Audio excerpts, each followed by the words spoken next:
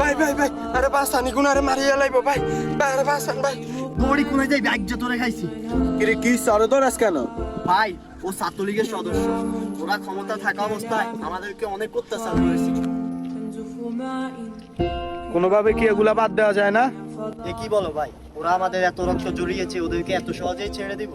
তোরা কি এটা জানিস আমাদের প্রিয় নবী হযরত মুহাম্মদ সাল্লাল্লাহু আলাইহি সাল্লাম মক্কা বিজয়ের পর তার সকল শত্রুদের তিনি ক্ষমা করে দিয়েছিলেন।